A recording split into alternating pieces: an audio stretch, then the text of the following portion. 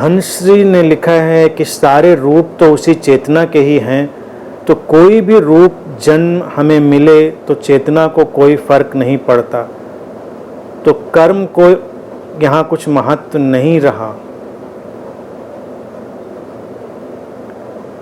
कर्म का महत्व इस बात में नहीं है कि तुमको अगला जन्म क्या मिलेगा। अगले जन्म में चूहा बनोगे, छिपकली बनोगे, काकरोच बनोगे, या शेर हाथी क्या बनोगे, या इंसान बनोगे। जो कंसेप्ट है, कर्म इसलिए थोड़े करते हैं, कर्म करते हैं इसलिए, कर्मों को होने देते हैं इसलिए क्योंकि ये जीवन सुंदर बने। हर कर्म का रिश्ता इस वर्तमान के क्षण से और इस जीवन को सुंदर बनाने से, किसी अगले काल्पनिक जीवन के लिए नहीं। और चेतना को सचमुच में कोई फर्क नहीं पड़ता। जो लिखा है कि क्या बनता है, कि इंसान जन्मता है, कि कहीं कोई तितली जन्मती है, या कहीं कोई पौधा उगता है, बरगद का बड़ा दरख्त उगता है, या कोई घास का छोटा सा पौधा उगता है, चेतना के लिए सब बराबर, उन पर कोई फर्क नहीं पड़ता। और कौन जाने ये संतुलन के लिए जरूरी हो। तो कर्म हम क्या इसलिए करते हैं कि कर्मों के माध्यम से कुछ भविष्य का इन्वेस्टमेंट करना है? ऐसा ही सिखाया जाता है ना, धर्मों में यही कहते हैं। हर धर्म ने अपना अपना कॉन्सेप्ट बनाया।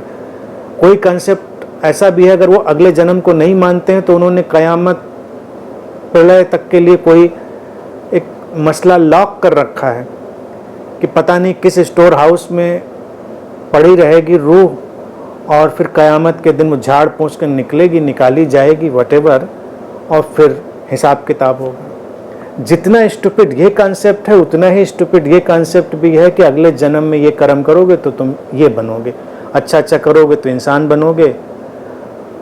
अपने यहाँ तो देखिए, हिंदुओं में कई व्रत त्यौहार ऐसे होते हैं जिनमें बड़ी मज़ेदार कहानियाँ सुनाई जाती हैं। मैं छोटा था तो मैंने भी कहीं ओवर हियर किया है, मैंने बहुत ज़्यादा गौर से कहानियों को नहीं सुना।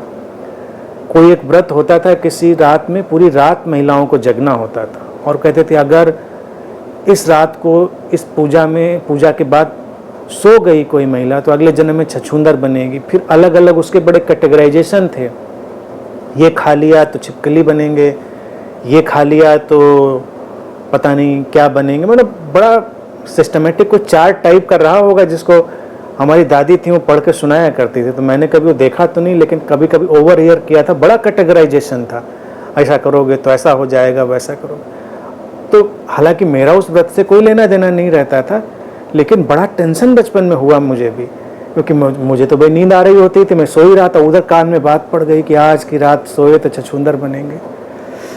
अब नींद भी आ गई, और सुबह जगने के बाद काफ़ी टाइम तक मैं टेंशन में रहता था कि भाई कल तो वो दादी कह रही थी कि सोएंगे छछूंदर बने, मैं तो सो ही गया था।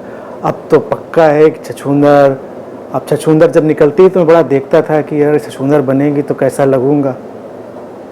बड़ा टेंशन रहा इस बात को लेकर। तो धनश्री, इन बातों में ना पड़ो। कर्म का मतलब यह है कि इस क्षण को सुंदर बनाना, दैट्स ऑल।